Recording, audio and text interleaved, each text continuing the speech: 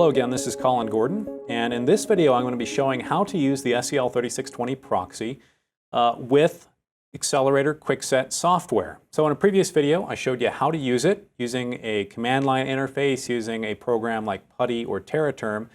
Now what we want to be able to do as a technician is use the 3620 Proxy along with the software that I'm already familiar with. In this case, SEL Accelerator QuickSet is fairly common software, and it's used very often for managing SEL devices and SEL relays. So I want to be able to use the proxy seamlessly with Accelerator QuickSet. Well, I can do that. There is something that I do have to add to my 3620 in the connection directory though. So if on Accelerator QuickSet, I go to my SEL-3620, go to the connection tab, I'm going to add an access script and a terminate script. So for the access script, I'm going to add the general 36.2x access script. For the terminate script, I'm going to add the general 36.2x terminate script. Now there's something else I have to do for the SEL-3620, and that is change the file transfer option. Now remember, on the interface of the 3620, if I go ahead and log into this again, in a previous video I set up the proxy interface so that it's using SSH, that's secure shell, on port number 22.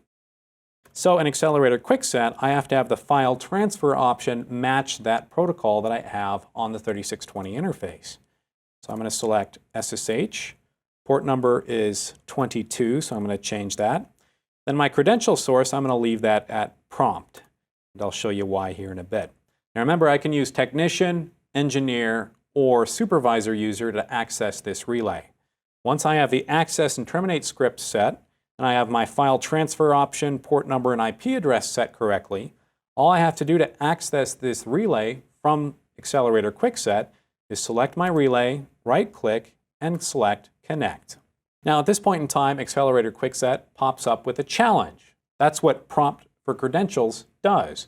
This allows me to enter any one of my credentials I need in order to access the device behind the 3620 proxy. In this case, I'm going to enter my engineer credentials, and Accelerator QuickSet will go out in the background, go to the prompt of the 3620, and select the relay. The green lights in the connection directory should light up, showing that QuickSet is currently connected to the relay. Now, one way to further show that Accelerator QuickSet is connected to the relay is by opening up the terminal. You can either click the option up here for terminal, or you can hit Control-T, and that'll show you the terminal that Accelerator QuickSet is currently connected to. So we actually know for absolute certain that I'm on that interface of my 735 relay. Now at this point in time, I can do whatever functions I would normally do on this relay. I could read settings, I could send settings, I could view the HMI, I could do events. I cannot change passwords from this Accelerator QuickSet interface, however. So just as an example, we're going to click the Events option. What this will do is it'll actually go out and run the series of commands to show what events might be on the relay. Now the relay, I don't believe it has any reports at this point in time, so it will say that there's no events.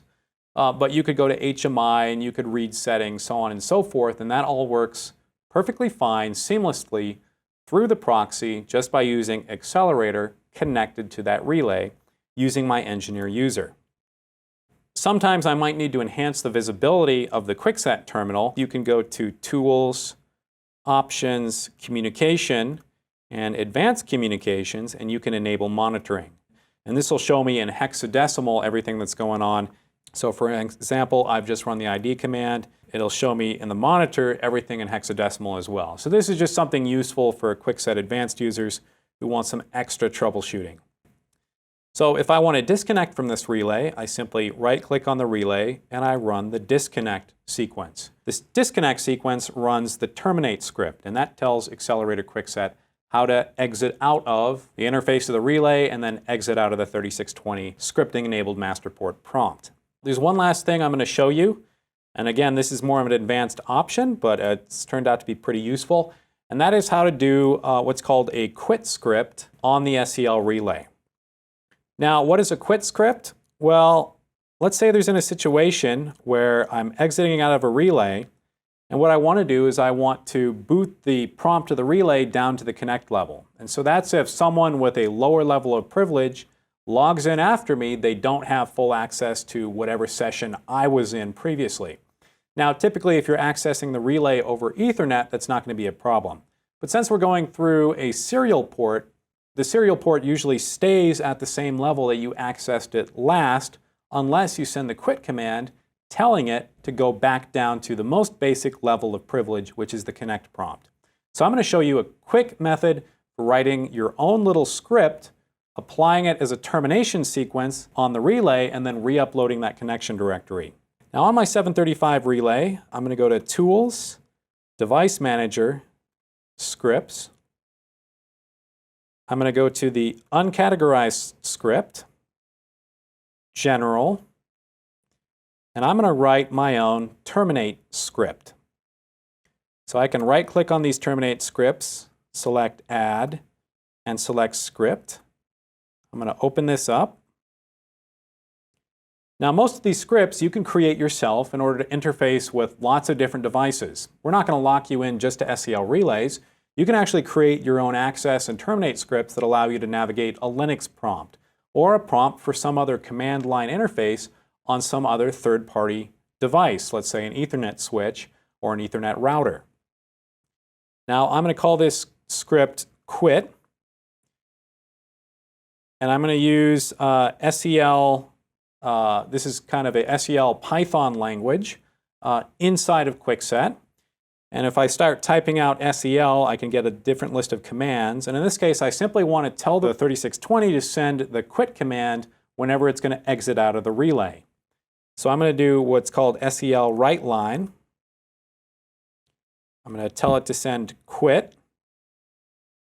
I'm going to tell it to look for either the equal prompt of the relay or a star prompt if you're connecting to a communication processor. I'm going to tell it to wait up to 5 seconds to be able to get that prompt back. Now, to check my syntax for my command, I can click the Check Syntax button.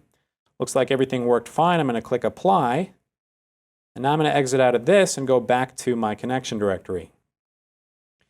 Now I can edit, and on the terminate script for my 735, I can now select that script that I just wrote.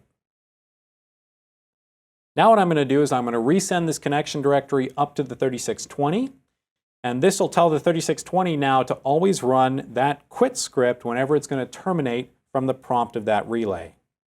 So I'll right-click, Device Task Send. This time I'm going to use a colon username and password to send that connection directory up.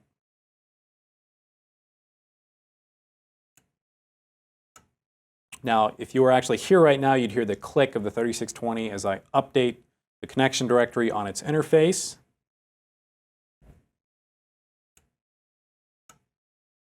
And I'll just show you now what difference that quit script makes.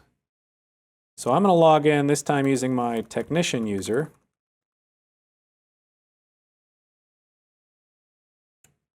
And access the prompt of this relay. Now, when I exited out last time, I was still on the ACC level of that relay. So if I open up the terminal, you'll still see that I'm on the ACC level of the relay. Now what's going to happen is when I right-click and disconnect,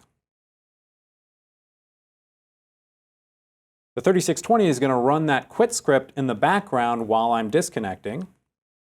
And if I connect to it again using my technician user,